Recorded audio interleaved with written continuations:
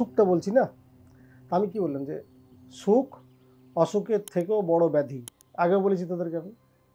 তো আমরা জানি না যে সুখ কাকে বলে, সুখ বলতে কি বোঝায়, আমরা কি সুখ চাইছি, এই বিষয়গুলো সম্বন্ধে আমাদের খুব একটা বেশি ধারণা নেই। সুখ বলতে কি বোঝায় সেটাই জানি না। এই জানি না বলে পরে আমরা লোকের মুখে শুনে এসেছি বলে পরে কিন্তু সুখের পেছনে ছুটছি। যেদিনকে আমরা জানতে পেরে যাব যে সুখ বলে কোন জিনিসটাকে বোঝানো হচ্ছে, পার্টিকুলার সুখ বলতে কি, সেদিনকে আর আমরা সুখের পেছনে ছুটবো না। যেদিন তুই তোর গন্তব্যস্থলে পৌঁছে যাবি সেদিন কি তোর আর গন্তব্যস্থল সম্বন্ধে জানার আগ্রহ থাকবে? যেদিনকে তুই তোর জায়গাতে পৌঁছে যাবি, ভালো করে চিন্তা করে দেখ। তুই মনে কর দিল্লি যেতে চাইছিস, দিল্লি খুঁজছিস, দিল্লি যাবি, তো দিল্লিতে পৌঁছে যাবার পর আর দিল্লি খোঁজার কিছু আছে? থাকবে না। তো সুখের পেছনে আমরা ছুটছি, কিন্তু আমরা জানি না যে সুখটা কোথায়, সুখ কি জিনিস না জিনিস বলে পরেই কিন্তু আমরা সুখের সন্ধানের জন্য এত মারামারি, হাহাকার, হি হি যা বলবি না কেন, তুই যেই দৃষ্টিভঙ্গি দিয়ে দেখ না কেন, প্রকৃত অর্থে আমরা জানি না কিন্তু যে সুখটা কোথায়। যেদিনকে জানতে পেরে যাব যে এটাকেই সুখ বলছে, সেদিন একটা সুখ বলে থাকবে না, সেটা তো ওইটা আনন্দে রূপান্তরিত হয়ে যাবে। কারণ আমি তোদেরকে আগে বলেছি না যে তুমি যেটাকে চাইছো সেটা তুমি চাইছো, তোমার প্রত্যাশার বাইরেও হতে পারে। আমরা মনে করছি যে প্রথমে মনে কর মাকে বলছি, হে মা তুমি আমায় কৃপা করো, আর কতদিন আমি ভাড়া বাড়িতে থাকবো, তুমি তো জানো আমাকে এক টুকরো একটা যদি মাটির ঘরও হয় সেটুকু যদি তুমি আমায় কৃপা করো তাহলে খুব ভালো হয়। ঠিক যখন আমরা মাটির ঘরটা মা কৃপায় মাটির ঘর পেলাম, ওইটা কিছুদিন যেতে না যেতেই, হে মা তুমি দেখো এই কতদিন আমি পায়ে হেঁটে হেঁটে কাজ করতে যাব, তুমি যদি আমাকে একটুখানি কৃপা করো তাহলে আমাকে একটা যদি সাইকেলের ব্যবস্থা করে দাও, তাহলে আমার এই পরিশ্রমটা হয় না, একটু আগে কাজগুলো আমি ঠিক মতো করে উঠতে পারবো, তাহলে ঘরের কাজগুলোকেও সামলে নেওয়া যাবে, সাইকেলটা তোর হলো, তাই না?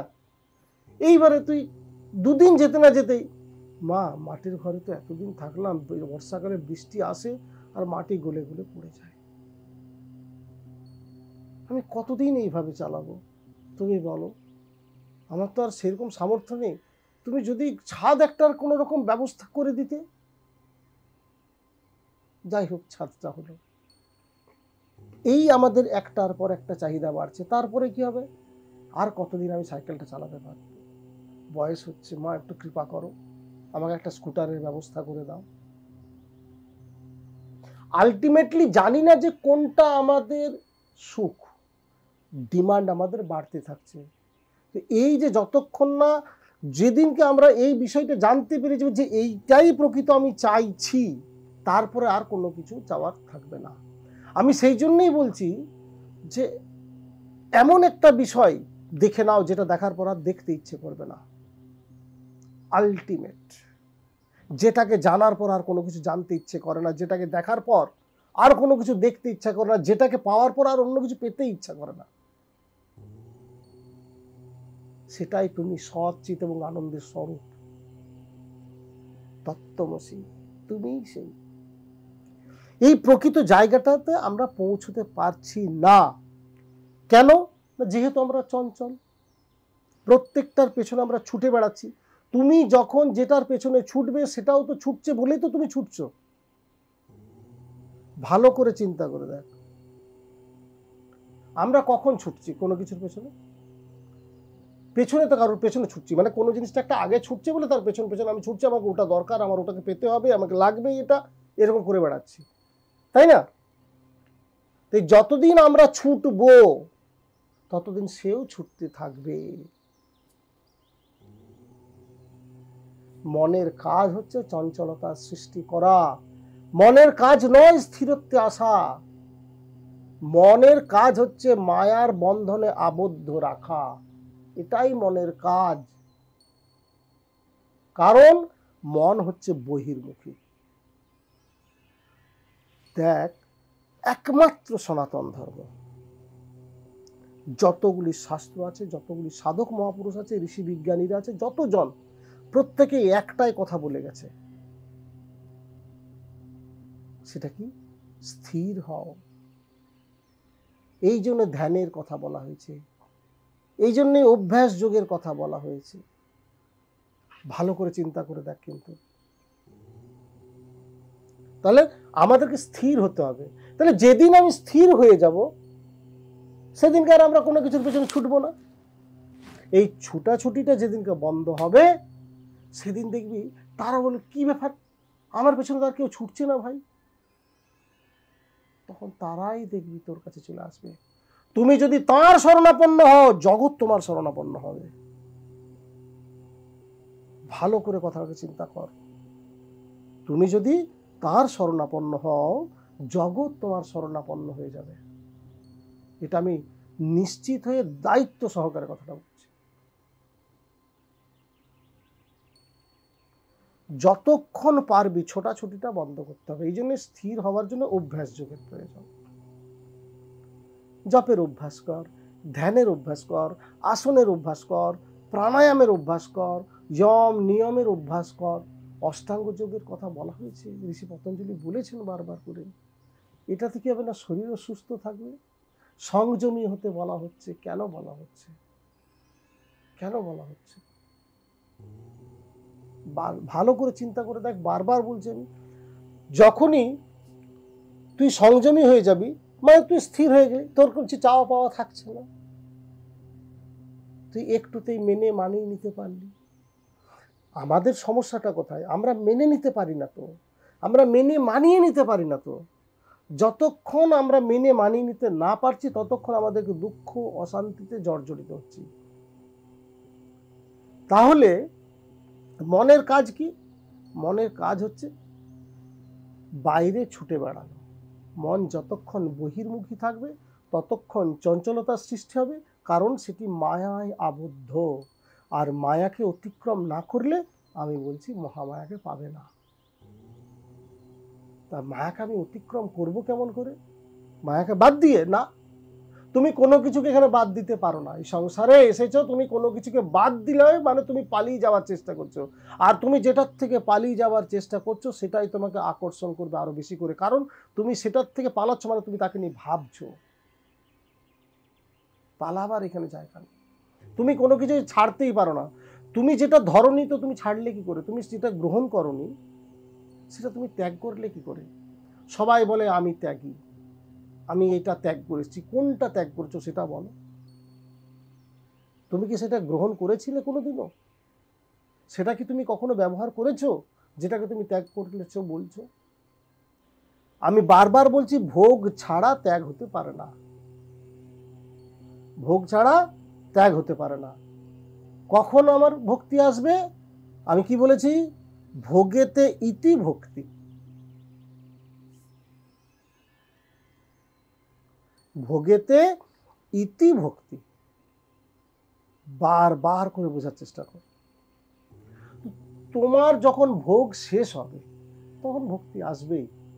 তুমি যদি মনে করো না, তাহলে এখন আমি ভোগ করেই যাই, ভোগ করেই যাই, তার মানে তুমি আসক্ত হয়ে পড়ছো এটাতে। আসক্ত হয়ে না। তাহলে আসক্ত হয়ে গেলে পরে মুশকিল আছে, কিন্তু তুমি ছাড়তে পারবে না। ধরতে যেও না। যত ধরবে, তত মায়া বাড়বে, ভারিক্য বাড়বে। যত ভারিক্য বাড়বে, তত তুমি কুঁজো হয়ে যাবে বোঝা বইতে বইতে। ছাড়তে শেখো, হালকা হতে পারবে, তবেই শূন্যে ভাসতে পারবে।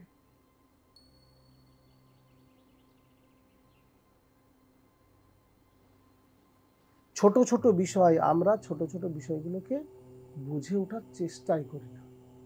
ঠান্ডা মাথায় চিন্তা করে দেখতো,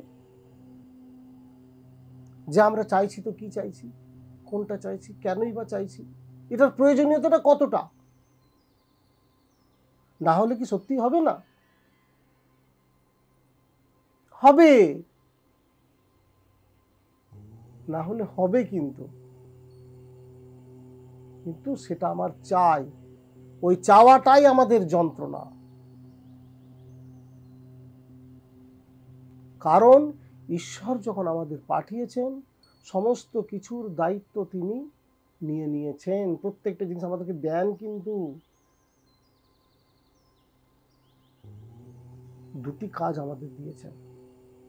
তিনি যেমন সমস্ত কিছুর দায়িত্ব নিয়েছেন, দুটি দায়িত্ব আমাদেরও আছে, দুটি কাজ আমাদেরকে তিনি দিয়েছেন, যেটা দিয়ে তিনি আমাদের পরীক্ষা করেন। সেটা কি? চিন্তা এবং সিদ্ধান্ত। তুমি সঠিক চিন্তা করবে, তাতেও তিনি থাকবেন। তুমি বেঠিক চিন্তা করবে, তাতেও তিনি থাকবেন। তুমি ভুল সিদ্ধান্ত নেবে, তাতেও তিনি থাকবেন। তুমি ঠিক সিদ্ধান্ত নেবে, তাতেও তিনি থাকবেন। থাকবেন তিনি সর্বত্রই, সর্বভাবে, সর্বক্ষণে। বলছে না যে চোর হয়ে চুরি করো, পুলিশ হয়ে ধরো, সাপ হয়ে ছোবল মারো, ওঝা হয়ে ঝাড়ো। তাহলে চোরের সঙ্গেও আছেন তিনি, পুলিশের সঙ্গেও আছেন তিনি, তিনি সাপের সঙ্গেও আছেন, আবার ওঝার সঙ্গেও আছেন। তিনি আছেন। আমরা চিন্তাটা কি করছি সেটা। আমি যদি আমার মনে হয় যে আমি চিন্তা ভাবনা, আমার মনে হচ্ছে আমি চুরি করব, তাহলে তিনি আমার সঙ্গে আছেন, চুরি করাচ্ছেন। আবার পুলিশের সঙ্গেও আছেন, ওই জন্য পুলিশের কাছে ধরা পড়ে মারও খেতে হবে। এই জন্য বলছি, দেখ, যতক্ষণ আর কি তোর এই যে চিন্তার সিদ্ধান্তটা সঠিক না হবে। মনে করে একটা চোর চুরি করলো, ধরা পড়লো পুলিশের কাছে, মার খেলো, জেল খাটলো, তাই তো, জেলও খাটলো, বেরিয়ে এলো, আবার চুরি করলো, করছে না কেন? তার সেই বোধ হয়নি তো। যেদিন তিনি নিজে বুঝতে পারবেন যে না, এটা আমি অন্যায় করছি, সেদিন তিনি কিন্তু অটোমেটিক ছেড়ে দেবেন, আর চুরি করতে যাবেন না। যতক্ষণ না তিনি নিজে উপলব্ধি করছেন, ততক্ষণ পর্যন্ত তিনি এই কাজটাই করবেন। কারণ এইটাই স্বভাব, এইটাই নিজ ভাব। এই জন্যই বলি, যার যেমন ভাব তার তেমন লাভ। যে যেভাবে নেবে সে সেইভাবেই পাবে। তুমি ভাবছোটা কিভাবে সেটা তোমার উপরে নির্ভর করে। তুমি চাইছোটা কি সেটা তোমার উপরে নির্ভর করছে। তুমি যেটাকে যেভাবে চাইবে, তুমি সেটাকে সেইভাবে পাইবে। একটা জল তুই খাবার হিসেবে তুই পান করবি, জলটাকে, তৃষ্ণা হয়েছে, জল পান কর। তোর ওই জলটাই ব্যবহার করবি, স্নান কর। তোর ওই জলটাই ব্যবহার করবি, তুই হাত পা ধো, তুই ওই জলটা দিয়ে গাছে দে। একটাই তো জল, ব্যবহারটা তো তোর উপরে নির্ভর করবে, কোন জায়গায় কিভাবে ব্যবহার করবি। যার যেমন ভাব তার তেমন না। এই সব কিছু থেকে উদ্ধার করার জন্য একমাত্র কে উদ্ধার করতে পারে? এত কিছু, এই সমস্ত কিছুর থেকে আমার ব্যক্তিগত মতামত, সেটা হচ্ছে গুরু। কারণ যদি সঠিক ভাবে, যদি গুরু সান্নিধ্যে থেকে এবং গুরুর উপদেশটাকে ঠিক মতো করে যদি আমরা পালন করতে পারি, তাহলে সম্ভব। কিন্তু আমরা কি, আমরা গুরুর কথা শুনবার চেষ্টা করব না। আমরা নিজেদের মতো করে যুক্তি তৈরি করে গুরুকে আবার প্রশ্ন করা থাকবে, গুরুকে আরও সন্দেহের চোখে দেখব, গুরুর সাথে মুখে মুখে আমরা তর্ক করব। এবং প্রত্যেকটা জিনিস যদি গুরু আমাদেরকে, যখন যেটা গুরুর কাছে চাইছি, যদি তিনি আমাদেরকে না দেন, তাহলে তিনি গুরু নন। এটা আমাদের ধারণা। গুরুর প্রতি কি ভাব রাখবো? শ্রদ্ধা এবং ভক্তি, চাওয়া পাওয়া কিছু থাকবে না। খালি ওখানে কি বিশ্বাস, মেনে নেওয়া আর সমর্পণ।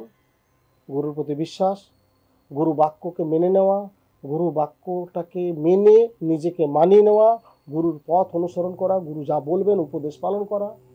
গুরু সৎ উপদেশ দেবেন। তো গুরুর উপদেশটাকে যদি আমরা পালন করতে পারি 100%, তাহলে আমি দায়িত্ব নিয়ে বলছি, তার নিশ্চিত সে আনন্দ পথে এগিয়ে যেতে পারবে। কিন্তু আমরা সেটা করি না। আমরা গুরুকেই প্রশ্ন করে বসি। কি আছে প্রশ্ন করার গুরুকে? কি প্রশ্ন করব গুরুকে? আমরা আছেটা কি? কখন প্রশ্ন করি? সন্দেহর চোখে দেখি, জিজ্ঞাসা করি, দেখো, আবার প্রমাণ করতে চাই, দেখো আমি কত কিছু জানি, গুরুকে জিজ্ঞাসা করি, আমি জেনে গেছি কতটা, আমি কতটা এটা বুঝে গেছি। এটা আমাদের ভাব থাকে। কিচ্ছু জিজ্ঞাসা করার নেই, কিচ্ছু জানার নেই গুরুর কাছে। গুরুর যখন যেটা প্রয়োজন হবে শিষ্যকে সেটা বলে দেবে, যখন যতটুকু বোঝানোর হবে ঠিক বুঝিয়ে দেবে। গুরুকে কতটা ভালোবাসা দরকার, কতটা প্রেম করা ব্যাস, দরকার। হ্যাঁ, ভালোবাসলে হবে না। গুরুকে ভালোবাসার দরকার নেই তো, কারণ গুরু হিসেবে ধার ধারে না, একদম পরিষ্কার কথা বলছি। আমি বর্তমানে দেখি কেউ যদি ভাবে যে গুরুকে যদি একটা কোনো ভালো বস্ত্র দিই, গুরুকে যদি একটু বেশি করে টাকা পয়সা দিই, গুরুকে যদি আমি একটু বেশি চোখে চোখে রাখি, ভালো মন্দ খাবার এনে দিই, তাহলে হয়তো গুরু আমাকে ভালোবাসবেন। গুরুকে যদি আমি সবাইকে দেখাচ্ছি, দেখো আমি কত গুরুকে আমি ভালোবাসি, শ্রদ্ধা ভক্তি করি, গুরু এগুলো চাই না, কিচ্ছু চাই না, বিশ্বাস কর, এইগুলো কিচ্ছু চায় না। কি চায়? গুরু দেখছে যে সে তার উপদেশ পালন করছে কিনা, নিত্য সাধন পথে এগোচ্ছে কিনা, জপ ধ্যান সময় মতো করছে কিনা, সময় মতো সায়নে যাচ্ছে কিনা, সময় মতো নিদ্রা থেকে উঠছে কিনা, প্রাতঃকালে সে কতটা নিজের জন্য সময় দিচ্ছে, জপ ধ্যানে সময় দিচ্ছে, আর কিছুই দেখে না। যে এই কাজটা করবে সে যদি গুরু সামনে নাও বসে থাকে, সে যদি নিজের বাড়িতে থেকে পড়ে সময় মতো যদি জপ ধ্যান করে, তাহলে গুরু তার দাস হয়ে যায়। একদম খুব নিশ্চিত হয়ে বলছি যে নিষ্ঠার সঙ্গে, শ্রদ্ধার সঙ্গে, ভক্তি ভরে গুরু আজ্ঞা পালন করে, গুরু তার দাস হয়ে যায়। যারা গুরুর মুখে মুখে তর্ক করে, যারা গুরুকে সন্দেহ করে, তাদের আর কোনো গতি থাকে না। এখন এটা খুব বেশি চলছে, খুব করে চলছে এটা। তোমার যদি এতই সন্দেহ থাকে, তাহলে প্রথমে গুরুকে সন্দেহ চোখেই দেখো। তুমি দীক্ষা টিক্ষা নিও না, সেখানে যে সেখানে যাতায়াত করো, ঘোরাফেরা করো, মেলামেশা করো, দীর্ঘদিন অতিক্রম করে যাওয়ার পর পরে তোমার যদি প্রয়োজন মনে হয় তুমি সেখানে দীক্ষা নিতে পারো, তার আগে নিও না। যারা গুরুরা আছেন আর কি, গুরু তো যান না ঘরে ঘরে গিয়ে পরে তো দীক্ষা দিতে যান না। যিনি সদ্গুরু হবেন তিনি তার ঘরে গিয়ে পরে দীক্ষা দিতে যাবেন না। তোমরাই আসো কোনো আশ্রম টাশ্রম মঠ মিশনে এসে তোমরা নিজেরও দীক্ষা নেওয়ার জন্য বলো। তো আগেই দীক্ষা নিতে হবে এরকম ব্যাপার নেই তো, তোমরা আসা যাওয়াটা রাখো না বাবা। সেখানে গিয়ে দীর্ঘদিন ধরে লক্ষ্য করার পর পরে তোমরা গুরু দীক্ষা নিও, কিন্তু নেওয়ার পর আর সেখানে কোশ্চেন মার্ক রেখো না, সন্দেহটা রাখো না। সদ্গুরু চেনার উপায় ওই যে বললাম, আগে প্রথমে মেলামেশা করো, প্রথমে ভালো করে দেখো, তার বাক্যটা ঠিক মতন করে তোমরা যদি পালন করতে পারো, তাহলে তোমরা বুঝতে পারবে। সদ্গুরু চিনতে গেলে পরে সৎ চেলা হতে হবে, একদম পরিষ্কার কথা বলছি। সদ্গুরু তিনি চিনতে পারেন। রত্নকে চিনতে গেলে জুহুরি হতে হবে, যোগ্য চেলা না হলে যোগ্য গুরুকে চিনতে পারবে না। যোগ্য গুরু চেনার একটাই উপায়, যোগ্য চেলা হতে হবে। তো খুব পরিষ্কার কথা। বিভিন্ন পথ আছে, কারণ তুমি সেই পথটা অতিক্রম করে না যাওয়া পর্যন্ত তুমি চিনতে পারবে না। যে নিজেকে চিনতে পারেনি সে গুরুকে আবার কি চিনবে? পরিষ্কার করে চিন্তা করে দেখো, যে নিজেকেই চিনতে পারলো না সে গুরুকে চিনবে কেমন করে? এরকম ভাবে হয় না। এগুলো শুধুমাত্র তর্কই হতে পারে, এর বেশি আর অন্য কিছু সহজ নয়, কোনো জিনিসটাই সহজ নয়। আমরা সত্যি বলছি, এইভাবে গুরুকে শুধুমাত্র অপমান করি মাত্র। গুরু আছেন, ছিলেন, গুরু থাকবেন। আমি বাবাকে দেখেছি, যতটুকু উপলব্ধি করেছি, আজও তিনি কৃপা করে চলেছেন। খালি বিশ্বাস, বিশ্বাস আর বিশ্বাস, এটা যদি ঠিক মতো করে থাকে তাহলে আর কোনো জিনিসের অভাব ত্রুটি থাকে না।